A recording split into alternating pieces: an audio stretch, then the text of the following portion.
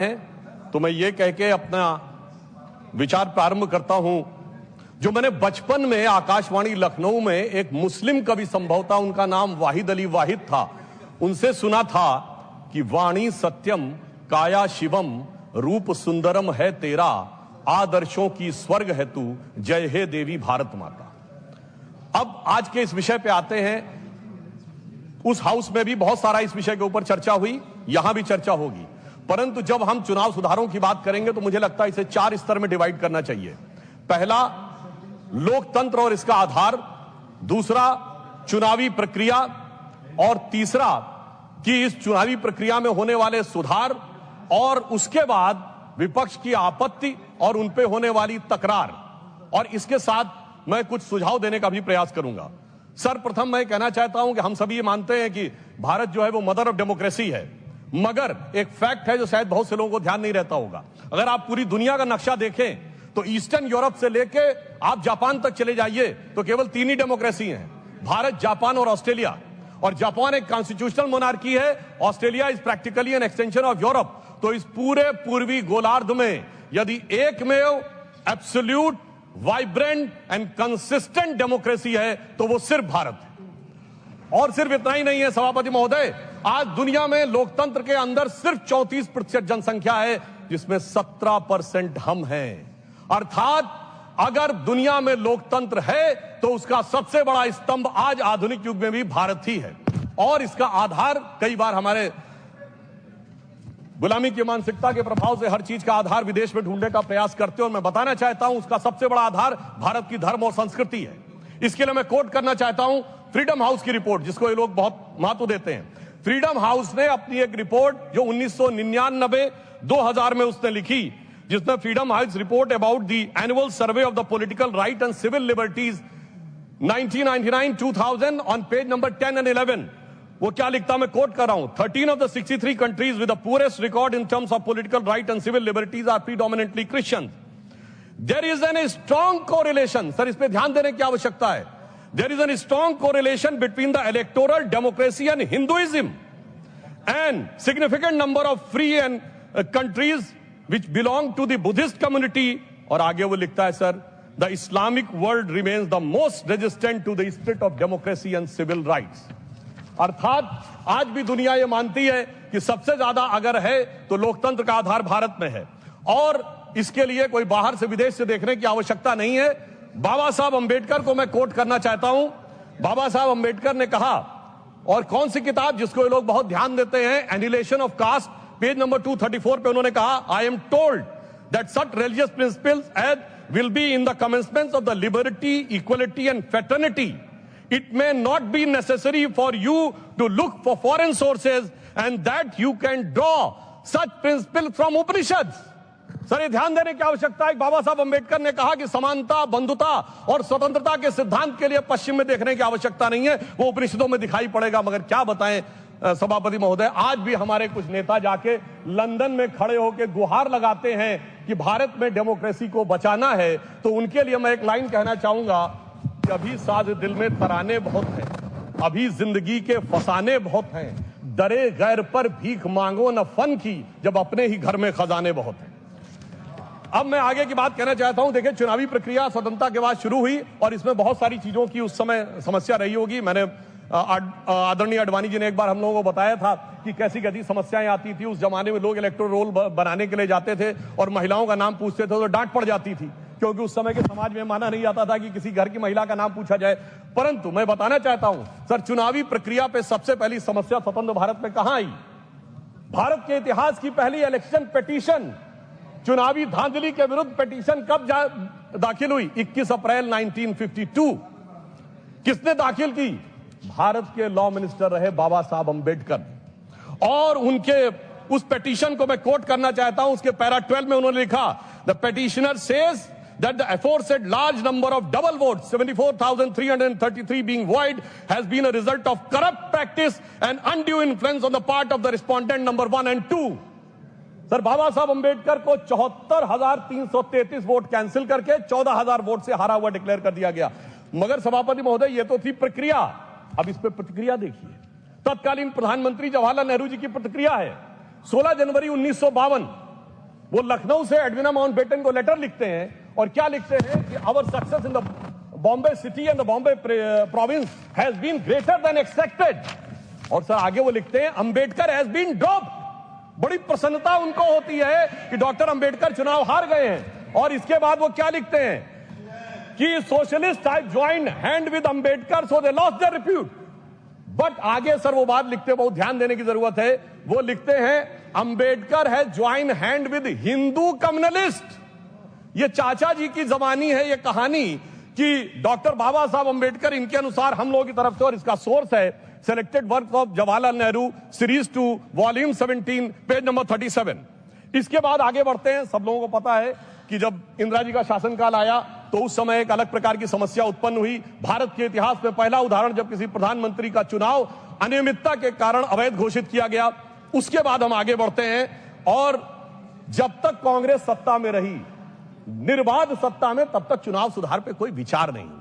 चुनाव सुधार पे विचार शुरू होता है 1977 में, जब इलेक्शन कमीशन द्वारा ECIL को इलेक्ट्रॉनिक वोटिंग की संभावनाएं खोजने के लिए कहा जाता है।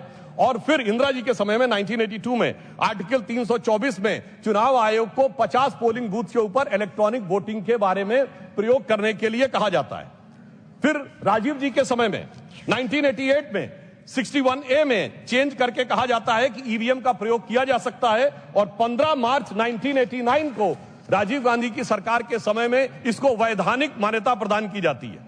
मगर अब क्या बताएं सभापति महोदय, कांग्रेसियों के अनुसार कंप्यूटर क्रांति के जनक राजीव गांधी जी के परिवार के लोग अब कंप्यूटर एरा से क्वांटम एरा में आते आते पर्ची से चुनाव कराने के लिए जोर डालने लगे। और यह भी मैं बताना चाहता हूं कि पर्ची के बारे में बहुत सारी चर्चाएं होती थी, कैसे बूथ कैप्चरिंग और मतपेटियां लुटती थी, वो एक अलग विषय है। परंतु मैं यह भी कहना चाहता हूं कि देश की संसद में कई बार चुनाव सुधार के लिए बड़े विधेयक पारित हुए। पर मैं उदाहरण देना चाहता हूं कैसे हुए। एक बार इंदिरा जी का चुनाव गलत सिद्ध हुआ तो सर रेट्रोस्पेक्टिवली चुनाव का सुधार कर दिया गया ताकि किसी भी अदालत का उस पर कोई प्रभाव न पड़े। फिर मैं याद दिलाना चाहता हूं सर, राजीव गांधी जी जब प्रधानमंत्री थे 1989 को उनका चुनाव हुआ अमेठी में, सर गोलियां चली, 21 लोगों पे FIR हुई। और उनके विरुद्ध कौन लड़ रहे थे? राजमोहन गांधी, महात्मा गांधी के पौत्र, और डॉक्टर संजय सिंह जो पूर्व केंद्रीय मंत्री थे। उनको इतनी गंभीर गोली लगी कि प्राणों का संकट उत्पन्न हो गया। और आरोप यह था कि प्रधानमंत्री जी के पक्ष में, और यह पुलिस की गोली नहीं थी, क्रॉस फायरिंग हो रही थी, जिसके बारे में उस समय कई अंतर्राष्ट्रीय मीडिया ने 26 नवंबर को लिखा कि भारत के 42 वर्ष के इतिहास में संभवतः यह सबसे हिंसक चुनावों में से एक। अब इसके बाद आप आइए साहब, इसके बाद हम आगे बढ़ते हैं तो वर्तमान यूपीए सरकार का दौर आता है। और उस समय बहुत से लोगों को यह तथ्य ध्यान नहीं होगा, वैसे तो नेहरू परिवार और बच्चन परिवार के बीच में बहुत मधुर संबंध थे, पर कभी कभी ज्यादा मिठास होने से डायबिटीज हो जाती है। तो वो दौर था 2006 में जया बच्चन जी की सदस्यता चली गई ऑफिस ऑफ प्रॉफिट के मुद्दे पे, क्योंकि उत्तर प्रदेश सरकार का एक पद था। अब सर यही आरोप लग गया और सोनिया गांधी जी जो उस समय नेशनल एडवाइजरी काउंसिल की चेयरमैन थी, उन पर भी ऑफिस ऑफ प्रॉफिट का विषय लग गया और इस कारण से उनकी सदस्यता भी चली गई। मगर सभापति महोदय, जो आज संविधान की दुहाई देने की बात करते हैं, सोनिया जी जब तक चुनाव दोबारा गईं, लड़के आईं, तब तक चुनाव में संशोधन करके ऑफिस ऑफ प्रॉफिट का नियम ही बदल दिया गया ताकि पीएम ने सुपर पीएम की पदवी को सुरक्षित कर दिया। अब मैं यह भी बताना चाहता हूं सर, उसके बाद वास्तविक अर्थों में चुनाव सुधार की शुरुआत तब हुई जब भारतीय जनता पार्टी शक्तिशाली हुई, 1990 का दशक, और ये देश की यूनिपोलर पॉलिटिक्स बाइपोलर हुई। वोटर आईडी कार्ड 1993 में आया, केंद्रीय सुरक्षा बलों की तैनाती 1996 में प्रारंभ हुई। पहले बूथ वाइज काउंटिंग नहीं होती थी सर, उसमें आसानी जानते क्या होती थी कि अगर किसी मतपेटी में ज्यादा बूथ कैप्चरिंग करके मत डाल दिए तो उसमें काउंटिंग का चक्कर ही नहीं है, सब मिला दिए जाते थे।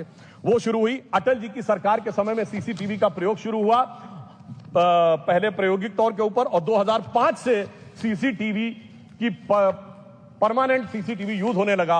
अब इसे महज संयोग ही माने कि 2005 के बाद से कभी राजद और कांग्रेस को बिहार में बहुमत का अधिकार नहीं मिला।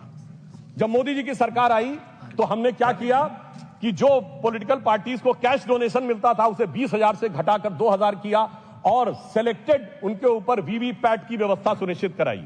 और मैं ये भी याद दिलाना चाहता हूं, एक पार्टी जो अपने आप को बहुत ईमानदार कहते थे, वो 20,000 की चाय पिलाते थे। अब मुझे लगता है सदन और देश को समझना चाहिए 20,000 की चाय क्यों पिलाते थे, क्योंकि 20,000 तक कैश लेने पर आपको सोर्स नहीं देना पड़ता था।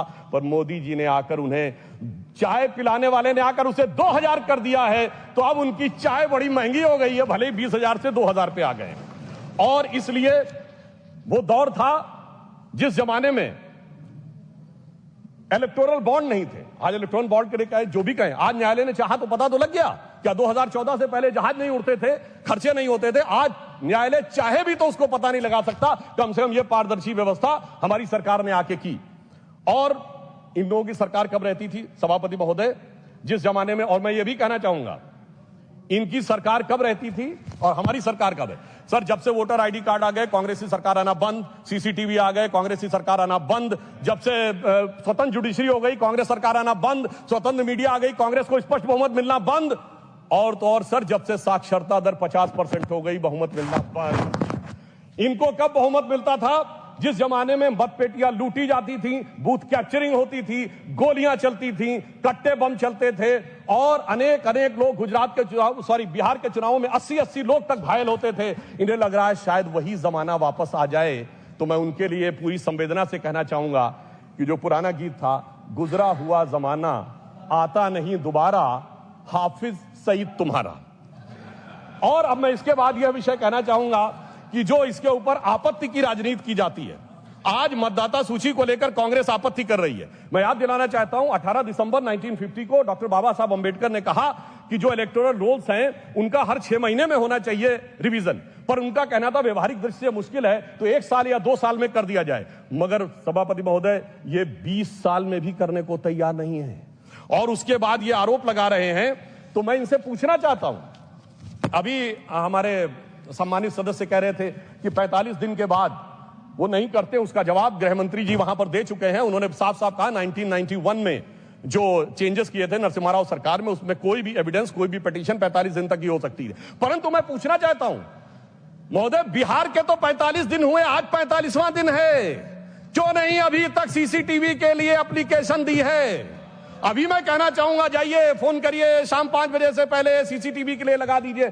नहीं करना है। मैं पूछना चाहता हूं, आप कहते हैं 6 बजे के बाद इतनी वोटिंग हुई, बूथ के अंदर फोटोग्राफी पे रोक है, सड़क पे तो नहीं। दिखाइए कितनी लंबी लाइनें थी, कितनी लंबी आपने सोशल मीडिया पे पोस्ट किया, कितने आपके बूथ लेवल एजेंटों ने इस बारे में आपत्ति दर्ज की।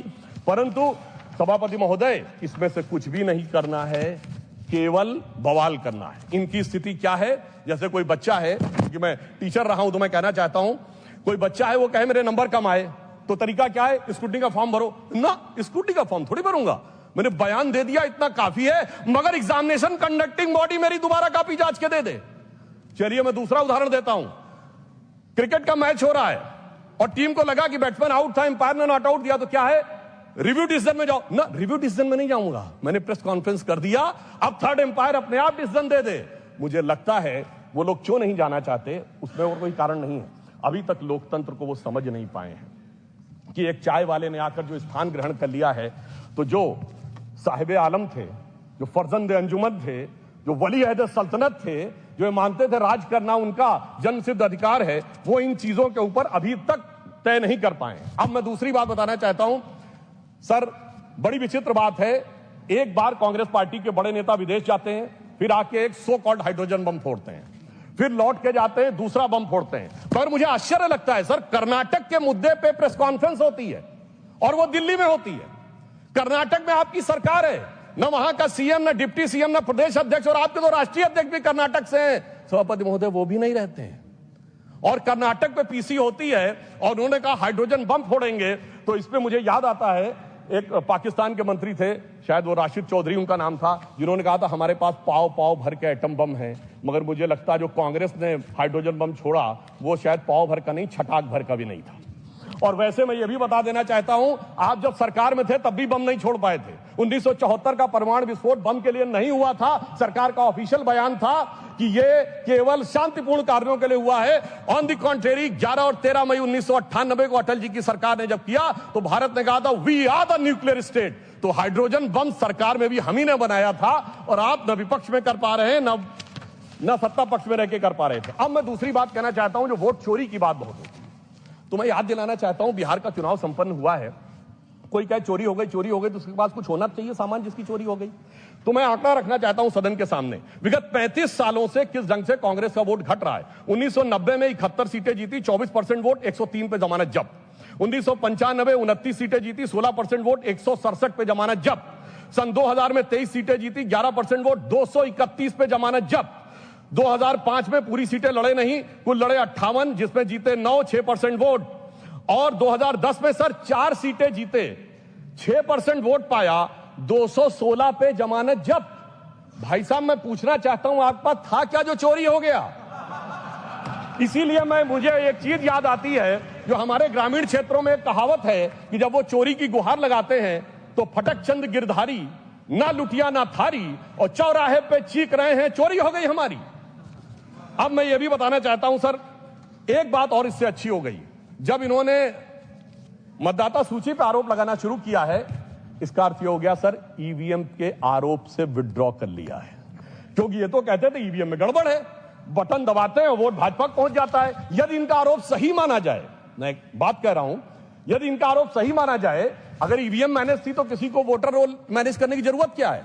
या तो वो सच था या ये सच है। हकीकत न वो सच था न ये सच है।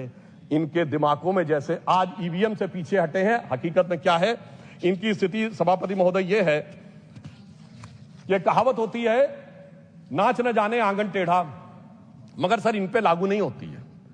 ये कहते हैं आंगन ही नहीं टेढ़ा है, छत भी टेढ़ी है, दीवार भी टेढ़ी है, जमीन भी टेढ़ी है, छज्जा भी टेढ़ा है, खंभा भी टेढ़ा है, पर क्या करें, टेढ़ा है पर मेरा है। सभापति महोदय, वास्तविकता में इन्हें अपना दिमाग जो टेढ़ा हो गया है उसे सीधा करने की आवश्यकता है। और अंदर लाइटर नोट में एक और बात कहना चाहूंगा, प्राचीन काल में अश्वमेध यज्ञ होता था, तो अश्वमेध यज्ञ का घोड़ा छोड़ा जाता था। मैं यहां कैवियट लगा कह दूं, मैं किसी के व्यक्तिगत अपमान के लिए नहीं, उपमान के लिए कह रहा हूं, ठीक, फॉर द सिमिली। सर वो जब छोड़ा जाता था तो जहां जाता था वहां विजय का मार्ग प्रशस्त कर देता था, पर इनके पास एक ऐसा अश्वमेध यज्ञ का घोड़ा है जो जहां जाता है पराजय का मार्ग प्रशस्त कर देता है। और मैं यह भी कहना चाहता हूं, सिर्फ हमारे नहीं, भारतीय जनता पार्टी से नहीं, सर केरल में तो हम नहीं है, सत्ता में कभी नहीं आए। केरल में एक बार लेफ्ट फ्रंट आता था, एक बार यूडीएफ आता था, पर जब से ये वहां पहुंचे हैं, ऐसा यज्ञ किया है कि इस बार एलडीएफ दोबारा आ गया। मैं पूछना चाहता हूं, केरल में वोट चोरी किसने कर ली मेरे भाई, बताओ। क्योंकि कारण क्या है कि जो इन बात को समझने के लिए तैयार नहीं रहते हैं, उसका एक कारण। दूसरा, ये कहते हैं परसेंटेज ऑफ वोट हमारा बड़ा, देखिए नजदीक था फिर भी सीटें क्यों कम हो गई, उसका कारण है इनको वोट का वितरण देखना चाहिए। मैं उदाहरण देना चाहता हूं, हरियाणा में सबसे बड़ी जीत किस कॉन्स्टिट्यूएंसी में हुई? हुड्डा साहब नहीं जीते, फिरोजपुर जिरका में मम्मन खान 98,000 से जीते। झारखंड में सबसे बड़ी जीत कहां पे हुई? वहां पे पाकुड़ क्षेत्र में निशात आलम 86,000 से जीते। दिल्ली में आम आदमी पार्टी के मटिया महल में 42,700 से जीते आले मोहम्मद इकबाल। और लोकसभा चुनाव में सबसे बड़ी जीत असम की धुबरी सीट पर कांग्रेस के रकीबुल हसन 10,25,000 से जीते। तो मैं इनसे कहना चाहता हूं, आपका वोट का वितरण समान नहीं है, कहीं कहीं ज्यादा गहरा है। जहां दिल का रिश्ता ज्यादा गहरा है वहां वोट ज्यादा गहरा है। जब आप उसको समझ पाएंगे तो ये वोट परसेंटेज के अंतर को आप भली भांति समझ सकते हैं। और मैं एक और बात कहना चाहता हूं कि जो लोग आज वोट का आरोप लगाते हैं, सभापति महोदय, वो खुद का चुनाव कैसे कराते हैं? 6 सितंबर सन 2022 को खड़गे जी के अध्यक्ष का चुनाव हुआ, मीडिया में रिपोर्ट आई कि 22 कांग्रेस के नेताओं ने लिख के दिया कि भाई साहब वो जो मतदाता सूची है कांग्रेस के अंदरूनी चुनाव की, वो तो बता दीजिए। और मतदाता सूची कांग्रेस ने अंदरूनी चुनाव की नहीं दिखाई। और वो लोग कह रहे हैं कि 28 पीसीसी हैं प्रदेश कांग्रेस कमेटियां, क्या सबके पास जा जाकर हमें वो लेनी पड़ेगी? मगर साहब, जिन्होंने अपनी मतदाता सूची नहीं दिखाई, चुनाव आयोग को मतदाता सूची के लिए लिख नहीं रहे हैं और वो आकर हमें ज्ञान दे रहे हैं, इन्हीं के लिए कहा गया है खुद मियां फजीहत और दूसरों को नसीहत। और वैसे कांग्रेस में पूर्व में सीताराम केसरी जी किस ढंग से हटे ये सबको पता है। कांग्रेस के आंतरिक चुनाव में जब जब चुनाव हुआ तब तक कांग्रेस टूट जाती थी। मैंने बचपन में अटल जी का एक भाषण सुना था और वो उसमें उन्होंने कहा कांग्रेस के तो इतने टुकड़े हुए, Congress R, Congress S, Congress U, Congress O, Congress I, Congress U, Congress मैं, कांग्रेस तू, कांग्रेस आई, कांग्रेस गई। अब ये मैं बताना चाहता हूं, ये इकलौती पार्टी है जिसने महोदय राष्ट्रपति चुनाव में अपने अधिकृत उम्मीदवार को हरवा दिया। देखिए चुनाव और संविधान के प्रति कितनी इनके अंदर अच्छा। और उस विषय का उल्लेख दूसरे सदन में कर चुके हैं गृह मंत्री जी कि 1946 में किस ढंग से नेहरू जी चुनाव जीते। मगर महत्वपूर्ण बात यह है, यह विश्व का इकलौता चुनाव होगा जो 26 अप्रैल 1946 को कैबिनेट मिशन प्लान के तहत हुआ था, जिसमें नेहरू जी 0 वोट पाकर बन गए। 1 वोट पट्टाभी रमैया को, 1 वोट कृपलानी जी को और सारे वोट सरदार पटेल को, 0 वोट नेहरू जी को। और सोर्सेस की बात करेंगे, मौलाना आजाद की किताब इंडिया विंस फ्रीडम और कृपलानी जी की किताब माई डेज विद गांधी और India from Curzon to Nehru and thereafter Durgadas की किताब, उसमें जाके एक एक चीज का वर्णन पढ़ लें। मगर महत्वपूर्ण बात क्या है महोदय, महात्मा गांधी चाहते थे कि नेहरू आए, मगर फिर भी प्रदेश कमेटियों ने नहीं भेजा। आज मैं कहना चाहता हूं, सोनिया गांधी जी ने चाहा तो कम से कम प्रदेश कमेटियों ने नेहरू खड़गे जी का नाम तो भेज दिया। मतलब आज सोनिया गांधी जी उस समय की महात्मा गांधी ज्यादा ताकतवर दिख रही हैं और खड़गे जी नेहरू जी से ज्यादा ताकतवर दिख रहे हैं। कम से कम इस बात को इनको समझना चाहिए। और उससे पहले सभापति महोदय, आजादी से पहले के दौर में 1916 में इन्होंने सेपरेट इलेक्ट्रेट मान लिए मुस्लिम लीग के। और आज की जनरेशन को ना पता हो, सर पृथक निर्वाचन क्षेत्र जानते क्या होते थे? कोई रिजर्व कॉन्स्टिट्यूंसी नहीं थी, प्रत्याशी भी मुस्लिम होगा, वोट देने वाला भी मुस्लिम होगा। और उन कॉन्स्टिट्यूंसीज का नाम था मोहम्मडन कॉन्स्टिट्यूंसीज और बाकी का जनरल नहीं, नॉन मोहम्मडन कॉन्स्टिट्यूंसी, जैसे देश मोहम्मडन का ही हो। इसलिए महोदय तब ये इन्होंने पृथक निर्वाचन क्षेत्र बनाए थे। अब ऐसा लग रहा है कि घुसपैठियों के लिए पृथक निर्वाचन क्षेत्र बनाने का प्रयास कर रहे हैं। अब जो एसआईआर के ऊपर इनको आपत्ति है, तो मैं सिर्फ एक फैक्ट रखना चाहता हूं, बिहार में सीमांचल से जुड़े तमाम जिलों के अंदर कुल आबादी से 125% आधार कार्ड है। उसके बाद इनको नहीं लगता कि उसकी जांच होनी चाहिए। यदि 5 महीने के अंदर 5-5 लाख लोग रेजिडेंसी के लिए अप्लाई कर रहे हैं और ज्यादातर के आधार कार्ड बंगाल के सीमावर्ती जिलों से बने हुए हैं, इन्हें नहीं लगता कि उसके ऊपर होना चाहिए। मैं याद दिलाना चाहता हूं, अगस्त 2005 में ममता बनर्जी जी, हाँ जी बिल्कुल, आप बैठिए, बिल्कुल साहब, ये सबको पता है, बिल्कुल ये रिकॉर्ड है, आप सुनिए। और ऑथेंटिक बोल रहा हूं सभापति महोदय, अभी इनके लिए और समस्या होने वाली है। सर अगस्त 2005 में भारत की संसद में ममता बनर्जी जी ने भारत के इतिहास में सबसे अलग घटना की, जब स्पीकर के ऊपर फेंक दी थी फाइल। क्योंकि वो कह रही थी घुसपैठियों पे चर्चा नहीं कराई जा रही है। मगर आज ये लोग कैसे बदल गए, इसे देख के मुझे याद आता है सभापति जी कि देख तेरे संसार की हालत क्या हो गई, भगवान कितना बदल गया इंसान।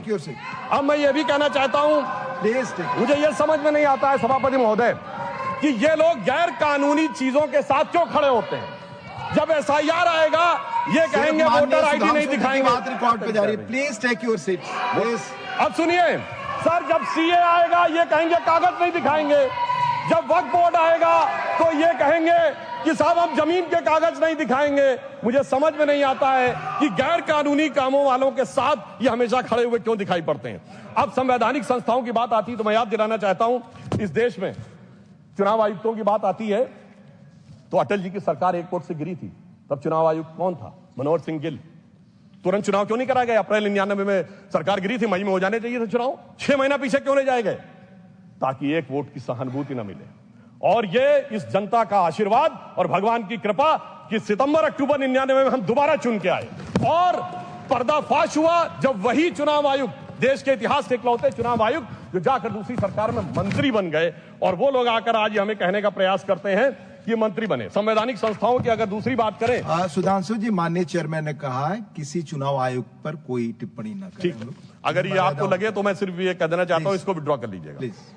दूसरी बात महोदय, मगर इस देश में संवैधानिक संस्थाओं के साथ क्या हुआ मैं बताना चाहता हूं। सर्वोच्च न्यायालय में एक न्यायाधीश ऐसे भी बने जो पहले कांग्रेस के नेता रहे, चुनाव के प्रत्याशी रहे और उसके बाद सर्वोच्च न्यायालय के न्यायाधीश बन गए, जस्टिस बेहरुल इस्लाम। सर संवैधानिक संस्थाओं के साथ क्या हुआ? इस देश में एक न्यायाधीश, मुख्य न्यायाधीश ऐसे ही बने जिन पे कानून की डिग्री नहीं थी, जस्टिस कैलाशनाथ वांचू। मुझे लगता है कि जिस ढंग के संवैधानिक संस्थाओं के साथ हुआ है, और मैं एक और बात कहना चाहता हूं, जो लोग कहते हैं चुनाव आयोग ठीक काम नहीं कर रहा वगैरह वगैरह, तो मैं कहना चाहता हूं जरा उत्तर से दक्षिण तक देखिए।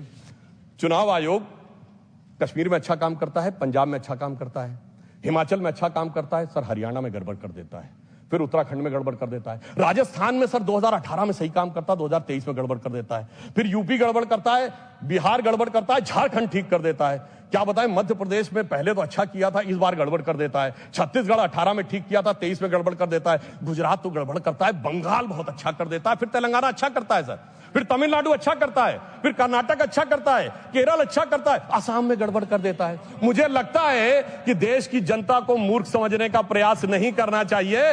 ऊपर से अपनी सुविधा के अनुसार जो आप चयन करने का प्रयास करते हैं वो नहीं करना चाहिए। और मैं ये भी बताना चाहता हूं कि इन लोगों की जहां तक बात है, संवैधानिक संस्थाओं में किसका अपमान नहीं हुआ।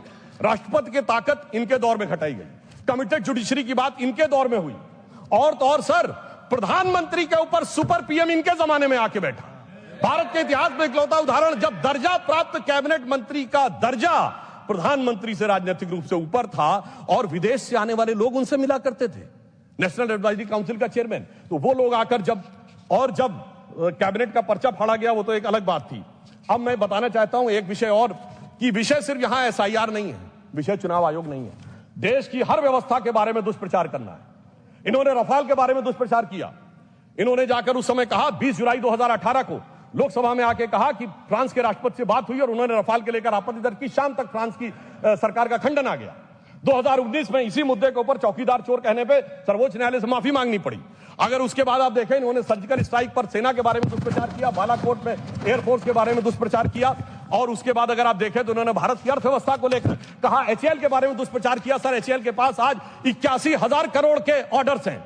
इन्होंने कहा एलआईसी बर्बाद हो गई। सर एलआईसी ने 31,000 करोड़ का ऑल टाइम हाई प्रॉफिट किया है। इन्होंने SBI, state bank of India के बारे में कहा। Sir state bank of India ने प्राइवेट सरकार मिला के 77,000 करोड़ रुपए का प्रॉफिट किया है। इन्होंने कहा कोविड के बारे में दुष्प्रचार किया।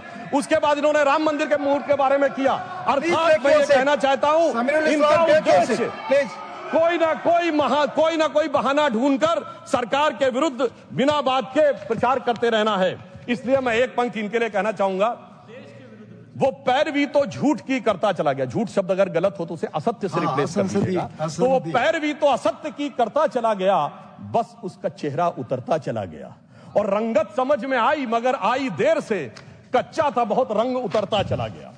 अब मैं बताना चाहता हूं सर, बिहार का हाल का संपन्न चुनाव हुआ है। ये लोग वो हैं जो राजनीति का शॉर्टकट करते हैं, जातियों का कॉम्बिनेशन बनाओ। जैसे कभी गुजरात में खाम, KHAM, फिर कभी हरियाणा में अजगर, तो कर्नाटक में अहिंदा, तो कभी यूपी बिहार में MY। तो एक जमाने में लालू प्रसाद यादव जी कहे थे कि बिहार में भूरा बाल साफ कर रहा हूं, 4 जातियों का नाम देख। मगर सर उनके पिताजी बेटे ने कहा, अरे काहे परेशान हो रहे हैं? बेटे ने तो सर काम ही खत्म कर दिया। उसने भूरा बाल नहीं पूरा बाल साफ करवा दिया, मुंडन करवा दिया। तो इसलिए मुझे लगता है उसको उसकी आवश्यकता ही नहीं है। और मैं अंत में सभापति महोदय कुछ सुझाव भी देना चाहता हूं।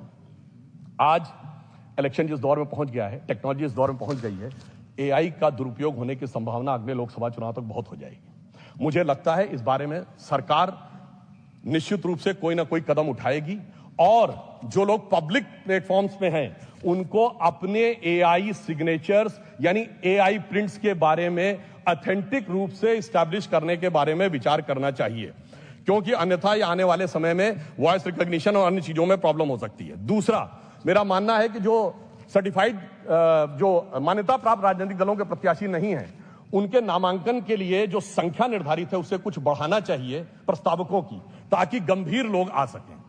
जो राजनीतिक दल मान्यता प्राप्त करना चाहते हैं उनके भी सपोर्टर्स की एक सब्सटेंटिव संख्या दिखानी चाहिए, ताकि ईमानदारी से जो लोग राजनीति करना चाह रहे हैं वही लोग उसमें आ सकें। दूसरी बात मैं ये भी कहना चाहूंगा सर, जिस प्रकार के शब्दों का प्रयोग होता है राजनीति में उसे अवॉइड करने की कोशिश करनी चाहिए। अब कोई पार्टी कहती है वोट जिहाद, सर ये फर्रुखाबाद में 2024 में सपा की पार्टी के मंच से हुआ था। सर अभी चुनाव में, जुबली के चुनाव में, जुबली हिल्स के चुनाव में कांग्रेस मतलब मुसलमान, मुसलमान मतलब कांग्रेस, ये क्या है सर? मुझे लगता है इसके बारे में हम लोगों को सोच समझ कर विचार करना चाहिए। और इसके अलावा कुछ शब्द ऐसे होते हैं जिनमें किंतु परंतु का स्कोप नहीं रहता है। जैसे उदाहरण के लिए अगर कोई ये कह रहा है कि मोदी जी की बोटी बोटी काट डालूंगा, और इसी बिहार के चुनाव में मोदी जी की माता जी को गाली दी गई, गालियों का शब्दकोश भी अवेलेबल है। कम से कम चुनाव सुधारों में अब इन चीजों से हम सबको दलगत भावना से ऊपर उठकर आना चाहिए, अन्यथा वो अराजकता की तरफ, भाषा की अराजकता से समाज में अराजकता की तरफ जा सकते हैं। और मैं एक और बात कहना चाहता हूं सर, जिस ढंग के चुनावी वादे किए जा रहे हैं। कोई कह रहा हर घर को सरकारी नौकरी दे देंगे, और 2024 में सर कांग्रेस ने कहा 8,500 खटाखट खटाखट खटाखट। तो मैं ये बताना चाहता हूं सर, 1 लाख रुपए हर परिवार को देने की बात कहते हैं। भारत की 145 करोड़ की जनसंख्या है सर, 1 मिनट में खत्म कर रहा हूं।